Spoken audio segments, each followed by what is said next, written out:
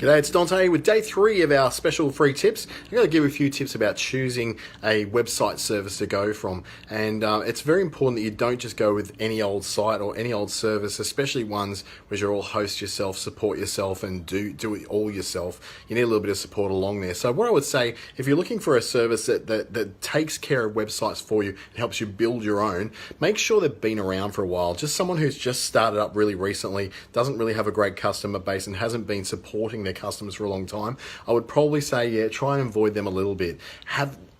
Go for one that's got a big community. So in the case of like Joomla, WordPress, they've got big communities. Upon Drupal to a smaller degree, have big communities around them. And also ones that offer support, real support. So I'm talking about not just going and putting a question in a forum and hoping for the best that somebody out there might be helpful, but services that offer some kind of real support where you can chat with someone, where you can even pay to get support for someone, as long as you've got that option. And I've gone a little bit out of order here, but I'd say that have lots of extensions or apps, as you may know them. So for instance, if your website only does one thing and that's a blog, that's no good to you. You need something that's going to do forms, it's going to do competitions, entry forms, all kinds of different things you may need it to do. Be a directory, be a booking service, for instance. You need to have that kind of extensibility. So if you want my advice for the great communities and great bits of website software to get started on, I'd say WordPress.com, which is the hosted version, which does have really good support plans in place. I'd say then for the ones that aren't commercial,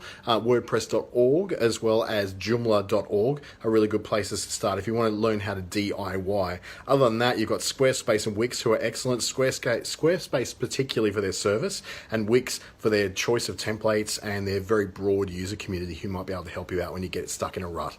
That's it for today. See you tomorrow.